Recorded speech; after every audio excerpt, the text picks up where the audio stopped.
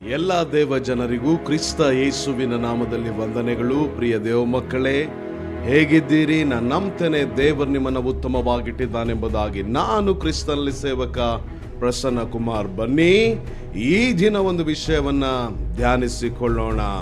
ಪ್ರಿಯ ದೇವ ಮಕ್ಕಳೇ, ನಮ್ಮ ಜೀವಿತದ ಆಸೆ ಬಯಕೆ ಏನಾಗಿರ್ಬೇಕಪ್ಪ ಅಂದ್ರೆ, ದೇವರು ನಮ್ಮನ್ನ ಏನಕ್ಕಾಗಿ ಕರೆದಿದ್ದಾನೆ, ಏನಕ್ಕಾಗಿ ನೇಮಿಸಿದ್ದಾನೆ, ಏನಕ್ಕಾಗಿ ಆರಿಸಿದ್ದಾನೆ, ಅದನ್ನ ಪೂರ್ಣಗೊಳಿಸುವುದೇ ನಮ್ಮ ಆಸೆ ಮತ್ತು ನಮ್ಮ ಬಯಕೆ ಆಗಿರಬೇಕು. ಯಾಕಂದ್ರೆ ದೇವರ ಕರೆಯುವಿಕೆಯಲ್ಲಿಯೇ ನಮ್ಮ ಸಂಪೂರ್ಣ ಭವಿಷ್ಯತ್ತು, ದೇವರ ಆರಿಸುವಿಕೆಯಲ್ಲಿಯೇ ದೇವರ ಸಂಪೂರ್ಣ ಉದ್ದೇಶ, ದೇವರ ನೇಮಿಸುವಿಕೆಯಲ್ಲಿ ನಮ್ಮ ಪೂರ್ಣ ಆಶೀರ್ವಾದಗಳು ಅಡಕವಾಗಿರ್ತವೆ. ಹಾಗಾಗಿ ನಾವು ಎಂದಿಗೂ ಸಹ ದೇವರ ಚಿತ್ತವನ್ನು ನೆರವೇರಿಸುವುದಕ್ಕಾಗಿಯೇ ನಮ್ಮ ಪ್ರಯತ್ನಗಳು, ಪ್ರಯಾಸಗಳು ಸಕಲವೂ ಆಗಿರಬೇಕು. ಪ್ರಿಯ ದೇವ ಮಗುವೆ, ಹಾಗಾದ್ರೆ ಈ ವಾಕ್ಯ ಕೇಳಿಸಿಕೊಳ್ಳುವಂತ ನಿನ್ನನ್ನ ದೇವರು ಏನಕ್ಕಾಗಿ ಕರೆದಿದ್ದಾನೆ ನಿನಗೆ ಗೊತ್ತಾ? ನಿನ್ನನ್ನು ದೇವರು ಏನಕ್ಕಾಗಿ ನೇಮಿಸಿದ್ದಾನೆ ಗೊತ್ತಾ? ದೇವರು ನಿನ್ನನ್ನು ಏನಕ್ಕಾಗಿ ಆರಿಸಿಕೊಂಡಿದ್ದಾನೆ ಗೊತ್ತಾ? ನಾವು ಅಂದ್ಕೊಂಡಿದ್ದೇವೆ ನಾವು ಸಭೆಗೆ ಹೋಗಬೇಕು, ಸಭೆಯಲ್ಲಿ ಪ್ರಾರ್ಥನೆ ಮಾಡಬೇಕು, ಸಭಾಪಾಲಕರ ಮಾತು ಕೇಳಬೇಕು, ನಾವೇನೋ ಸ್ವಲ್ಪ ಸಣ್ಣ ಪುಟ್ಟ ಆಶೀರ್ವಾದಗಳು ಪಡ್ಕೊಳ್ಬೇಕು, ಇದಕ್ಕಾಗಿ ನಾವು ಕರೆಯಲ್ಪಟ್ಟಿದ್ದೇವೆ, ಇದಕ್ಕಾಗಿ ನಾವು ಸೃಷ್ಟಿಸಲ್ಪಟ್ಟಿದ್ದೇವೆ ಅಂತೇಳಿ ಬಹಳಷ್ಟು ಸಾರಿ ನಾವು ಅಂದುಕೊಳ್ತೇವೆ. ಇಲ್ಲ ಇಲ್ಲ ಇಲ್ಲ ಪ್ರಿಯ ದೇವ ಮಗುವೆ, ನಮ್ಮನ್ನ ದೇವರು ಕರೆದಂತ ಉದ್ದೇಶ ಬೇರೆ ಇದೆ. ಯಾವುದೋ ಒಂದು ಸಂಗತಿಗಾಗಿ, ಏನೋ ಒಂದು ಮಾಡುವುದಕ್ಕಾಗಿ ದೇವರು ನಿನ್ನನ್ನ ಮತ್ತು ನನ್ನನ್ನ ಕರೆದವನಾಗಿದ್ದಾನೆ. ಹಾಗಾದ್ರೆ ದೇವರು ಯಾವುದಕ್ಕಾಗಿ ನಮ್ಮನ್ನ ಕರೆದಿದ್ದಾನೆ? ದೇವರು ಯಾವುದಕ್ಕಾಗಿ ನಮ್ಮನ್ನ ಆರಿಸಿಕೊಂಡಿದ್ದಾನೆ? ದೇವರು ಯಾವುದಕ್ಕಾಗಿ ನಿನ್ನನ್ನು ಮತ್ತು ನನ್ನನ್ನು ನೇಮಿಸಿದ್ದಾನೆ? ಪ್ರಿಯ ದೇವ ಮಗುವೆ, ನಮ್ಮ ಬೈಬಲ್ ಅನ್ನ 1 ಕೊರಿಂಥದವರಿಗೆ ಬರೆದ ಪತ್ರಿಕೆ 1ನೇ ಅಧ್ಯಾಯದ 26ನೇ ವಚನದಿಂದ 31ನೇ ವಚನ ತನಕ ನಾವಿಂದು ಧ್ಯಾನ ಮಾಡಿಕೊಳ್ಳಿಕ್ಕಿದ್ದೇವೆ. ಪ್ರಿಯ ದೇವ ಮಗುವೆ, 1 ಕೊರಿಂಥ ಪತ್ರಿಕೆ 1ನೇ ಅಧ್ಯಾಯದ 26ನೇ ವಚನದಲ್ಲಿ ಹೀಗೆ ಹೇಳಲ್ಪಡುತ್ತದೆ: ನನ್ನ ಸಹೋದರರೇ, ದೇವರು ನಿಮ್ಮನ್ನ ಕರೆದಾಗ ಎಂಥವರನ್ನ ಕರೆದ್ನು ಎಂಬುದಾಗಿ ಸ್ವಲ್ಪ ಆಲೋಚನೆ ಮಾಡ್ರಿ ಎಂಬುದಾಗಿ ಹೇಳಿ, ಮುಂದಿನ ವಚನದಲ್ಲಿ ನಾನು ಅಂದ್ರೆ ದೇವರು ನಮ್ಮನ್ನ ಆರಿಸಿಕೊಂಡು ಎಂಬುದಾಗಿ ನಾವು ನೋಡ್ತೇವೆ. ಅಂದ್ರೆ ದೇವರು ನಮ್ಮನ್ನ ಕರೆದಿದ್ದಾನೆ, ದೇವರು ನಮ್ಮನ್ನ ಆರಿಸಿಕೊಂಡಿದ್ದಾನೆ ಎಂಬುದಾಗಿ 1 ಕೊರಿಂಥದವರಿಗೆ ಬರೆದ ಪತ್ರಿಕೆ 1ನೇ ಅಧ್ಯಾಯದ 26ನೇ ವಚನದಿಂದ 30ನೇ ವಚನ ತನಕ ನಾವು ನೋಡಬಹುದಾಗಿದೆ. ಹಾಗಾದ್ರೆ ಕೊರಿಂಥ್ಯ ಪತ್ರಿಕೆ ನಮಗೆ ಬರೆಯಲ್ಪಡ್ತಾ? ಎಸ್, ನಮಗೆ ಬರೆಯಲ್ಪಡ್ತು. ಕೊರಿಂಥ್ಯ ಪತ್ರಿಕೆಯ ವಾಕ್ಯಗಳನ್ನ ನಂಬೋದಾ? ಹೌದು, ನಾವು ನಂಬೋದು. ಕೊರಿಂಥ್ಯ ಪತ್ರಿಕೆಯಲ್ಲಿರುವಂತಹ ಅಂಶಗಳು ನಮಗೂ ಅನ್ವಯಿಸ್ತವ? ಹೌದು, ಅನ್ವಯಿಸಲ್ಪಡ್ತವೆ.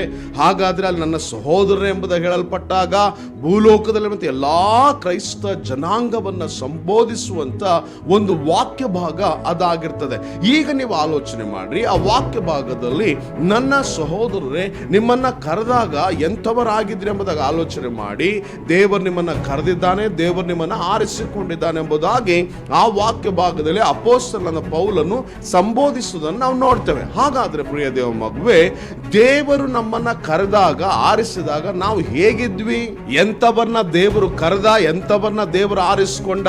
ಅಲ್ಲಿ ವಾಕ್ಯ ಹೇಳ್ತದೆ, ದೇವರು ನಮ್ಮನ್ನ ಕರೆದಾಗ, ದೇವರು ನಮ್ಮನ್ನು ಆರಿಸಿಕೊಂಡಾಗ ನಮ್ಮಲ್ಲಿ ಅನೇಕರು ಜ್ಞಾನಿಗಳಿರಲಿಲ್ಲ, ಲೌಕಿಕವಾದಂಥ ಜ್ಞಾನಿಗಳಿರಲಿಲ್ಲ.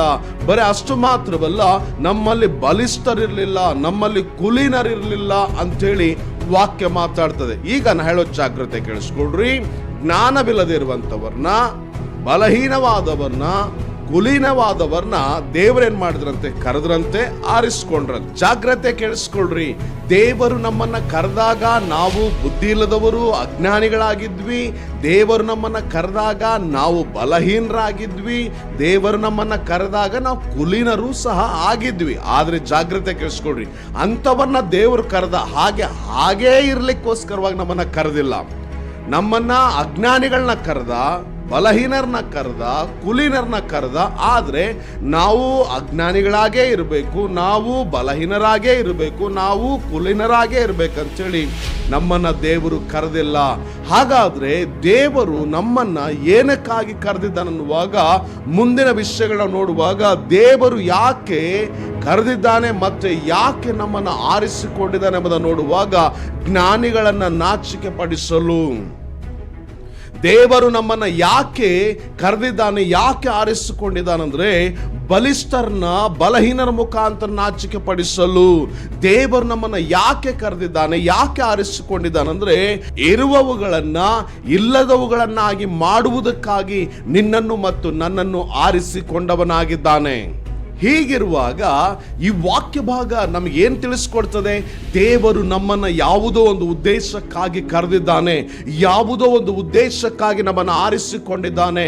ನಾವೆಲ್ಲರೂ ದೇವರ ಕರೆ ಉಳ್ಳವರಾಗಿದ್ದೇವೆ, ನಾವೆಲ್ಲರೂ ದೇವರಿಂದ ಆರಿಸಲ್ಪಟ್ಟವರಾಗಿದ್ದೇವೆ. ನಾವು ಕೇವಲ ಪರಲೋಕಕ್ಕೆ ಹೋಗುವುದಕ್ಕೋಸ್ಕರ ಮಾತ್ರ ಕರೆಯಲ್ಪಟ್ಟವರು, ಮಾತ್ರ ನಾವು ಪರಲೋಕಕ್ಕೆ ಹೋಗುವುದಕ್ಕೋಸ್ಕರ ಮಾತ್ರ ಆರಿಸಲ್ಪಟ್ಟವರಲ್ಲ. ಹಾಗಾದ್ರೆ ನಾವು ಈ ಭೂಲೋಕದಲ್ಲಿ ಯಾವುದೋ ಒಂದು ಉದ್ದೇಶಕ್ಕಾಗಿ ನಾವು ಕರೆಯಲ್ಪಟ್ಟವರು, ಆರಿಸಲ್ಪಟ್ಟವರು ಆಗಿದ್ದೇವೆ.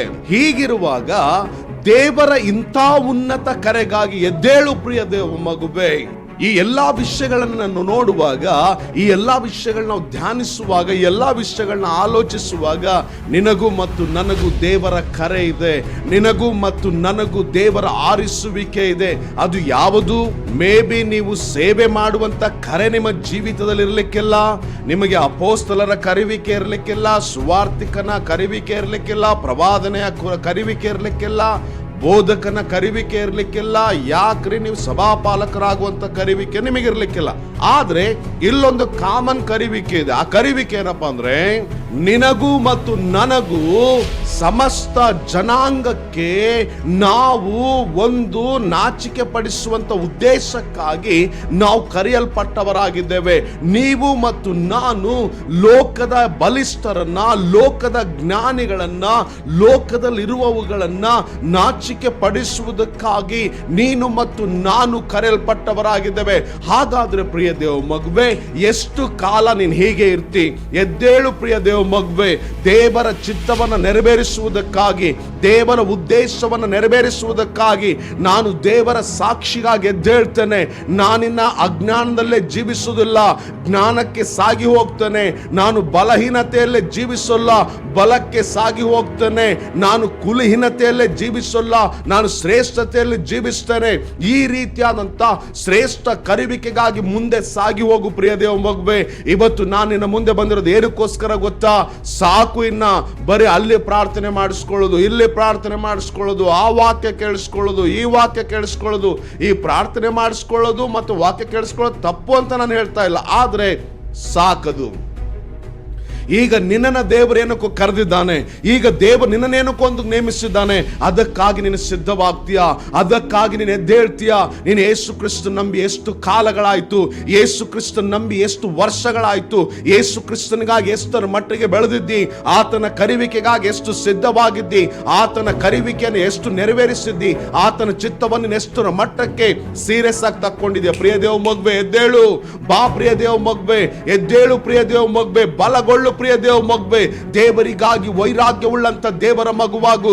ದೇವರಿಗಾಗಿ ಪ್ರಾಣ ಕೊಡುವಂತ, ದೇವರಿಗಾಗಿ ದೊಡ್ಡ ಸಾಕ್ಷಿಯಾಗಿ, ದೊಡ್ಡ ಮಹಿಮೆಯಾಗಿ ಜೀವಿಸುವಂತ ದೇವರ ಮಗು ನೀನಾಗಬೇಕು ಪ್ರಿಯ ದೇವ ಮಗುವೆ. ಆದಿ ಅಪೋಸ್ತಲರ ಕಾಲದಲ್ಲಿ 12 ಜನ ಲೋಕವನ್ನೇ ನಡಗಿಸಿದ್ರು. ಇವತ್ತು 12 ಲಕ್ಷ, 12 ಕೋಟಿ, 700 ಕೋಟಿ ಒಳಗೆ ಹತ್ತತ್ರ 500 ಕೋಟಿ ಕ್ರೈಸ್ತರಿದ್ರು ಸಹ ಅಂತ ಕಾರ್ಯಗಳು ಮಾಡ್ಲಿಕ್ಕೆ ಆಗ್ತಾ ಇಲ್ಲ. ಯಾಕರಿ? ನನ್ನ ಕೈಲೂ ಸಹ ಆಗ್ತಾ ಇಲ್ಲ. ಕಾರಣ ಇಷ್ಟೇ, ನಾವು ದೇವರ ಚಿತ್ತಕ್ಕಾಗಿ ಓಡ್ತಾ ಇಲ್ಲ, ದೇವರ ಉದ್ದೇಶಕ್ಕಾಗಿ ನಾವು ಓಡ್ತಾ ಇಲ್ಲ, ದೇವರ ಚಿತ್ತವನ್ನು ತಿಳಿದುಕೊಳ್ತಾ ಇಲ್ಲ, ದೇವರ ಕರಿವಿಕೆಯನ್ನು ತಿಳಿದುಕೊಳ್ತಾ ಇಲ್ಲ, ದೇವರ ಒಂದು ಆರಿಸುವಿಕೆಯನ್ನು ತಿಳ್ಕೊಳ್ತಾ ಇಲ್ಲ. ನಾವು ಹೀಗೆ ಇರಬೇಕು, ನಾನು ಇದೇ ಕೆಲಸ, ನಾನು ಇದೇ ಈ ಕಂಫರ್ಟ್ ಝೋನ್ ಅಲ್ಲಿ ನಾವು ಜೀವನ ಮಾಡ್ಕೊಂಡು ಹೊರಟ್ಬಿಡ್ವಿ. ಹಾಗಾದ್ರೆ ಪ್ರಿಯ ದೇವ ಮಗುವೆ, ಇವತ್ತು ತಿರುಗ್ತೀಯಾ? ಇವತ್ತು ಬರ್ತೀಯಾ? ಇವತ್ತು ದೇವರಿಗಾಗಿ ನಿಂತ್ಕೊಳ್ತೀಯಾ? ದೇವರ ಉನ್ನತ ಕರೆಗಾಗಿ ಎದ್ದೇಳ್ತೀಯಾ?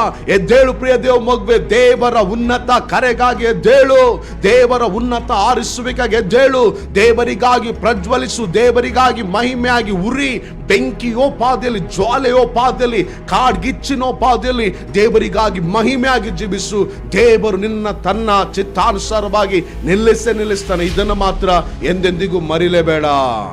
ಬನ್ನಿ ಪ್ರಾರ್ಥನೆ ಮಾಡಿಕೊಳ್ಳೋಣ.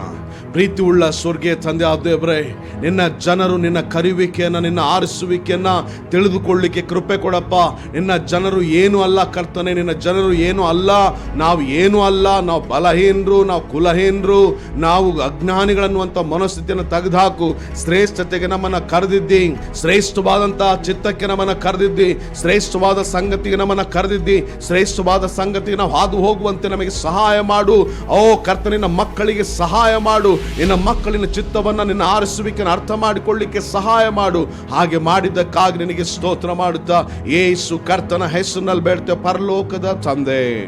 ಆಮೇನ್, ಆಮೇನ್, ಆಮೇನ್. ಎಲ್ಲರಿಗೂ ಪ್ರೈಸ್ ದಿ ಲಾರ್ಡ್. ದೇವರು ನಿಮ್ಮನ್ನು ಆಶೀರ್ವದಿಸಲಿ.